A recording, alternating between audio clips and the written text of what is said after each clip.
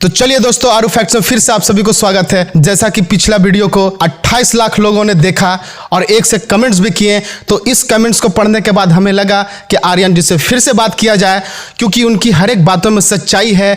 तो आते हैं फिर इस वीडियो में और नए बातों को अपडेट्स करवाते हैं आप लोग के बीच में। तो बस वीडियो में बने रहें और आगे बढ़ते हैं आर्यन की ओर। देखिए, सबसे पहले मैं बताना चाहता हूं कि जैसा कि आप अभी बताया कि पिछला वीडियो ने आपका ऑडियंस 28 लाख लोगों ने देखा और सभी लोग का कमेंट्स आए थे भी कि आर्यन जी से फिर से बात होना चाहिए और उनका बातों में सच्चाई है।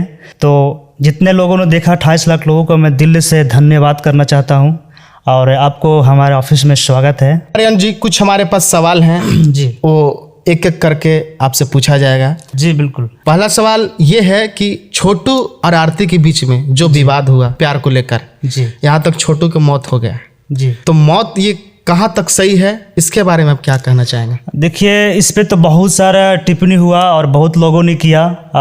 मुझे ऐसा लग रहा है कि हमारे तरफ से कोशिश रहेगा कि आपका जितना भी सवाल हो सभी का मैं सटीक जवाब दूं और मुझे उम्मीद है कि हमारा जो जवाब रहेगा शायद फिर से ऑडियंस को अच्छा लगे। एकदम क्लियर बोलना है ताकि लोगों को अच्छे से समझ में आए क्या बिल्कुल कितनी सच्चाई है। जी बिल्कुल। जैसा कि आपने क्वेश्चन किया अभी कि आरती और छोटू के बीच में जो मैटर हुआ जिसने छोटू का मृत्यु हुआ, जी, तो देखिए छोटू का मृत्यु तो यहाँ पे हो गई, ठीक है, लेकिन इससे पहले देखा जाए तो हमारा कानून, हमारा संविधान में ऐसा नहीं है। हमारा भारत में एक ऐसा कानून नहीं है जिसमें किसी भी जुर्म को करने वाले को, किसी भी दोषी को मृत्यु किया जाए या तो उसका हत्या की जाए। जी जी। तो यहाँ पे सबसे बड़ी सवाल उठती है कि यहाँ पे दोनों की एक जो सज़ा की बात होती है, हमारा कानून जो है, हमारा भारत का जो कानून है, किसी को मैं चाहूँ कि इसको मैं जान से मार रहा हूँ, ठीक है, किसी को मैं चाहूँ कि इसको मैं जान से मार रहा हूँ और उसको सच में जान से मार दूँ तो उसमें उसका फांसी की मौत होती है।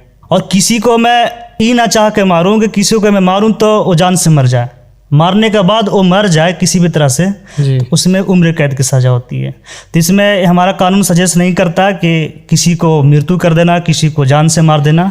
तो कुछ लोग तो आप ही के बातों से हम चल रहे हैं, कुछ लोग बोलते हैं कि उसकी मौत करंट के द्वारा हुआ। जी बिल्कुल सही। तो मारा गया या खुद सुसाइड किया, जी, इसके बारे में आप क्या बोलना चाहेंगे? इस पे जैसे आपने क्वेश्चन किया कि छोटू को करंट से मारा गया, तो सही है, उसके घर वाले को एक राय था या तो फिर एक गेम था या तो फिर एक उनका एक मारने के सोच से मार रहे थे कि छोटू को जान मारना ही है।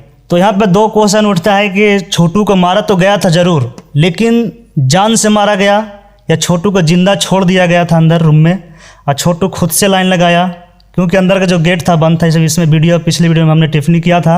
जी जी। तो इसमें दो क्वेश्चन उठते हैं, तो दोनों क्वेश्चन का सटीक जवाब उसका आगे मैं करूंगा, अगला क्वेश्चन में दूंगा भी। तो यहाँ पे छोटू का जो लाइन से मारा गया, ये उसके आरती के परिवार, फैमिली वाले की तरफ से गलत है। ये मृत्यु नहीं करना चाहिए, क्योंकि अगर जब छोटू का सिर्फ मार के रूम में बंद कर दिया जाता तो शायद छोटू नहीं मरता। लेकिन आरती तो बोलती है कि उन्हें करंट से सटा के मारा गया। ये भी बात सही है। और उसका हम बताया ना, जैसे आपने बताया कि आगे मैं क्वेश्चन का जवाब करूंगा इसमें। और यहाँ पे करंट से मारने की बात होती है तो आरती के फैमिली वाले की तरफ से एक प्लान था कि इसको सच में जान से मारा जाए, क्योंकि मार के छोड़ता तो शायद वो नहीं मरता, करंट के द्वारा ही मरा छोटू। तो मारने का साजिश था और इसको मारने का प्लान ही था कि छोटू को जान से मारा ही जाए। तो ये बहुत बड़ा अपराधी है और ऐसा नहीं करना चाहिए, क्योंकि किसी को जान से मारने का हमारा अधिकार नहीं है कानून में। तो इस बीच दोनों पक्ष के लोगों को जी सजा होगा या नहीं होगा? तो इसमें देखिए, सजा जो भी इसमें कानून के खिलाफ हो जाएंगे उनको तो सजा होगा। कहा कि कानून के किसी को मारने का सजेस्ट नहीं करता, मारने का सलाह नहीं देता, किसी को जान से मारने की सलाह नहीं देता। और जो इसमें पकड़ा जाएगा, जो भी गलत है सही है, जिस दिन पर्दाफाश हो जाएगा आरती की तरफ से कि छोटू की तरफ से, उसको सजा होगी। जैसे कि छोटू का करंट से मारा गया, इसमें मारने का प्लानिंग था और सच में जान से मारा गया। तो जान से मारने वाले, जैसे पिछले हमने वीडियो में बताया भी था, अभी भी बताया हमने कि किसी को हम चाहेंगे किसी को जान से मारना ही है तो उसको फांसी की सजा होती है, ठीक है। और किसी को हम मार के छोड़ दे, किसी कारणवश बाद में मर जाए तो उसको उम्र कैद की सजा होती है। तो हमारा अंदाज से लगता है इसमें, इस मैटर में, जैसा छोटू का जो मृत्यु हुआ तो इसमें लगता है कि छोटू का जो भी हत्यारा है, जो जिसने भी उसको छोटू का मृत्यु किया, उसको फांसी की सजा होनी चाहिए, क्योंकि करंट से मारा गया। करंट से मारने का सलाह नहीं है हमारे यहाँ, इसी जानबूझ के मारा गया था। चलिए, थैंक यू। तो आर्यन जी, आपसे दूसरी सवाल है जी कि हिंदुस्तान की सभ्यता में जी जैसे लोग प्यार करते हैं एक दूसरे से, जी प्यार करते शादी की ओर बढ़ते हैं, जी लेकिन उस बीच रुकावट आती है फैमिली की ओर से, जी और ये नहीं चाहते हैं। हमारे समाज में ये चलन नहीं है, जी, तो इसके बारे में आप क्या बोलना चाहेंगे? देखिए, ये हमारा समाज है और हमारा एक संविधान है और हमारा भारत है, ठीक है, जी जी जो हमारा कानून भी इसके पीछे भी है। तो इसमें मैं बताना चाहता हूँ कि शादी और लड़का और लड़की अगर जब बालिग हो गए, शादी करने योग्य हो गए, उनकी एज हो गया और अपना एक उनके अंदर एक समझदारी हो गई, इसमें शादी करना कोई नहीं है, शादी कर सकते हैं। दोनों का एक अपना एक मन होता है, मर्जी होता है कि मैं इसके साथ में जीवन बिता सकता हूँ, इसके साथ में मैं रह सकता हूँ, इसके साथ में शादी कर सकता हूँ। इसमें न तो लड़का की तरफ से कोई ये होना चाहिए, न तो लड़की की तरफ से होना चाहिए। ये मैं नहीं कर रहा हूँ, ये कानून कर रहा है, ठीक है। यहाँ तक तो सही है जी, लेकिन बात आती है जात।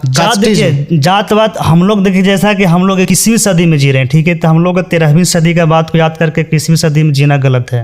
अभी का जैसे हमारे दौर में जनरेशन चल रहा है, जो जात नहीं लिया जाता। जात हमारा धर्मनिरपेक्ष है, हमारा देश है, हर एक धर्म में रहते हैं, हर एक धर्म में शादी भी हो रही है आजकल, क्योंकि हम लोग पुराने ख्यालात को लेकर के नहीं चलना चाहिए प्रेजेंट में। और ये शादी जैसे कोई भी कास्ट का लड़का हो, कोई भी कास्ट की लड़की हो, अगर दोनों के मन मर्जी हो शादी की, तो इसमें राष्ट्रपति भी नहीं रोक सकते शादी से। इसमें हमारा कानून कहता है शादी कर सकते हैं, हमारा कोर्ट है, शादी का भी इजाज़त देती है, शादी करवाती भी है। तो इसमें बालिग लोग का शादी करना सही है, उचित है, इसमें गलत नहीं है। तो अगर देखा जाए तो छोटू और आरती बालिग थे जी।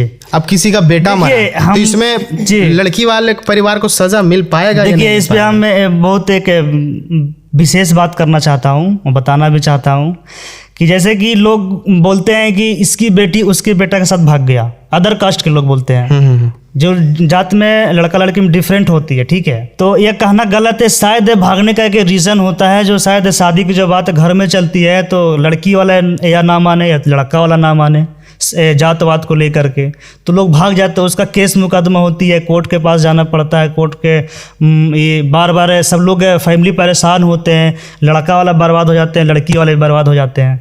इसमें गलती कहीं ना कहीं हमारा समाज को होता है और घर वाले को होता है, जो शादी का सजेस्ट नहीं करते हैं, शादी का सलाह नहीं देते शादी करने का, और दोनों लोग का ज़िंदगी बर्बाद हो जाता है, लड़की का भी और लड़का का भी।